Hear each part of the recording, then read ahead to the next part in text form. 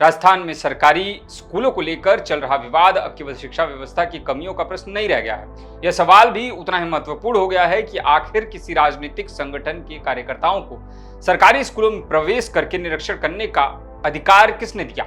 यदि उद्देश्य वास्तव में देश के सरकारी स्कूलों की स्थिति सुधारना है तो अभियान का विस्तार उन राज्यों तक क्यों नहीं होना चाहिए जहां भाजपा सत्ता में नहीं है। क्या पंजाब, झारखंड, अन्य गैर भाजपा शासित राज्यों में सरकारी स्कूलों में शिक्षा, शिक्षक, भवन और आधारभूत सुविधाओं की कोई समस्या नहीं है?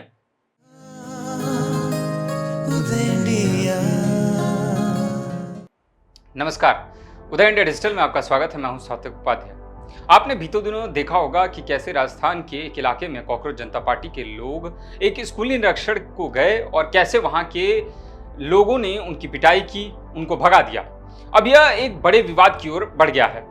राजस्थान में सरकारी स्कूलों को लेकर चल रहा विवाद अब केवल शिक्षा व्यवस्था की कमियों का प्रश्न नहीं रह गया है। यह सवाल भी उतना ही महत्वपूर्ण हो गया है कि आखिर किसी राजनीतिक संगठन के कार्यकर्ताओं को सरकारी स्कूलों में प्रवेश करके निरीक्षण करने का अधिकार किसने दिया। सीजेपी यानी कि कॉकरोच जनता पार्टी के अभिजीत दिपके, आशुतोष रांका और सौरभ दास जैसे लोग महाराष्ट्र, राजस्थान, दिल्ली के गांव-गांव जाकर सरकारी स्कूलों की व्यवस्थाओं का निरीक्षण कर कैसे रहे हैं और क्यों कर रहे हैं। संगठन इसे स्कूल ठीक करो अभियान बता रहा है, लेकिन लोकतंत्र में भी किसी अभियान की घोषणा भर से किसी राजनीतिक समूह को सरकारी संस्थानों का आधिकारिक निरीक्षण बनने का जो है अधिकार नहीं मिल जाता है। यहाँ राजस्थान सरकार से सीधा सवाल पूछा जाना चाहिए। यदि इन लोगों के पास कोई आधिकारिक अनुमति, सामाजिक ऑडिट का अधिकार अथवा प्रशासनिक प्राधिकरण नहीं है तो इन्हें सरकारी स्कूलों के भीतर जाकर निरीक्षण करने की अनुमति कैसे मिली, और यदि अनुमति दी गई है तो उसका आदेश सार्वजनिक क्यों नहीं किया गया। हालांकि राजस्थान सरकार ने अब बाहरी लोगों के स्कूल परिसर में प्रवेश के लिए प्रधानाचार्य की पूर्व अनुमति तथा फोटो वीडियोग्राफी के लिए लिखित अनुमति अनिवार्य की है। यह आदेश सीजेपी के अभियान के बीच आया है। मुद्दा यह नहीं है कि सरकारी स्कूलों की हालत कैसी है। यदि किसी स्कूल में छत टूटी है, शिक्षक नहीं है, शौचालय की व्यवस्था खराब है या बच्चों को मूलभूत सुविधाएं नहीं मिल रही हैं तो सरकार को जवाब देना चाहिए। लेकिन सरकारी व्यवस्थाएं की कमियां उजागर करने और सरकारी व्यवस्था पर स्वयं अधिकार जमाने के बीच एक स्पष्ट सीमा होती है। कोई भी राजनीतिक कार्यकर्ता कैमरा और समर्थकों का काफिला लेकर किसी सरकारी विद्यालय पर पहुंचकर स्वयं को निरीक्षक घोषित नहीं कर सकता, वरना कल यही सवाल उठेगा कि क्या यही समूह सरकारी अस्पतालों में मरीजों और डॉक्टरों का निरीक्षण करेगा? क्या पुलिस थानों में जाकर पुलिस अधिकारियों से पूछताछ करेगा? क्या तहसील और जिला कार्यालयों में जाकर सरकारी फाइलों की जांच करेगा? यह सीधे तौर पर और सरासर गलत भी है। लोकतंत्र में जनप्रतिनिधियों और राजनीतिक दलों को जनता के सवाल उठाने का पूरा अधिकार है, लेकिन सरकारी संस्थानों का निरीक्षण निर्धारित प्रशासनिक व्यवस्था के तहत होना चाहिए। उसकी एक सीमा भी होती है।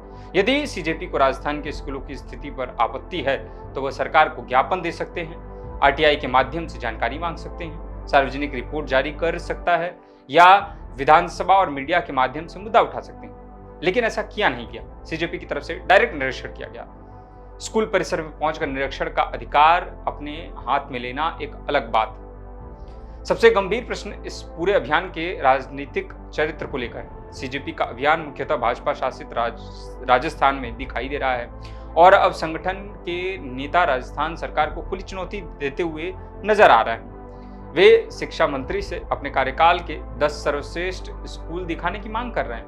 यदि उद्देश्य वास्तव में देश के सरकारी स्कूलों की स्थिति सुधारना है तो अभियान का विस्तार उन राज्यों तक क्यों नहीं होना चाहिए जहां भाजपा सत्ता में नहीं है। क्या पंजाब, झारखंड, अन्य गैर भाजपा शासित राज्यों में सरकारी स्कूलों में शिक्षा, शिक्षक, भवन और आधारभूत सुविधाओं की कोई समस्या नहीं है और ऐसा देखने को भी मिला है, जिसका जागता उदाहरण पंजाब भी है, जिसका जागता उदाहरण जो है हिमाचल प्रदेश भी है और तमाम ऐसे राज्य भी हैं जहां पर बीजेपी का शासन नहीं है। निष्पक्षता का अर्थ ही यही है कि सवाल सत्ता देखकर नहीं, व्यवस्था देखकर पूछी जानी चाहिए, पर ऐसा देखने को नहीं मिला है क्योंकि सीजेपी का यह दोहरा चरित्र भी यहाँ पे दिखता है। जंतर मंतर पर प्रोटेस्ट किया गया जहाँ पे बीजेपी सरकार के खिलाफ जो है तमाम नारेबाजी हुई, उनके खिलाफ प्रदर्शन किया गया, पर वहीं झारखंड में ऐसा कुछ देखने को नहीं मिला। वही हाल अब देखने को मिल रहा है। जहां पे बीजेपी सरकार है वहां पर इनका मुहिम शुरू कर दिया गया। दूसरा प्रश्न इस पूरे अभियान के खर्च और संसाधनों का है। दर्जनों महंगी गाड़ियों के काफिले के साथ गांव-गांव जाकर राजनीतिक शक्ति का प्रदर्शन करने वाले इस अभियान का वित्त पोषण कौन कर रहा है? यदि यह निजी राजनीतिक अभियान है तो इसके खर्च का स्रोत, दानदाताओं और वित्तीय व्यवस्था में पारदर्शिता होनी चाहिए। यह आरोप नहीं बल्कि किसी भी राजनीतिक संगठन से पूछा जाने वाला सामान्य लोकतांत्रिक प्रश्न है।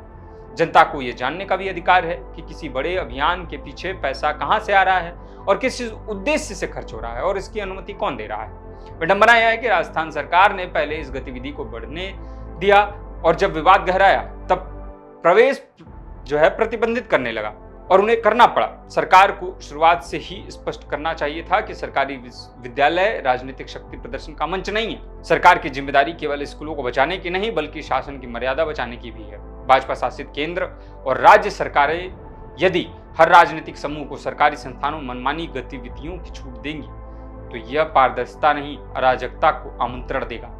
जनता को सरकार से जवाब चाहिए, लेकिन उसे यह भी सुनिश्चित करना होगा कि सरकारी संस्थाएं किसी निजी राजनीतिक संगठन की प्रयोगशाला न बन जाएं। स्कूलों का निरीक्षण सरकार और अधिकृत संस्थाएं करेंगी, ना कि कोई राजनीतिक दल या राजनीतिक दल सवाल पूछ के कर सकते हैं।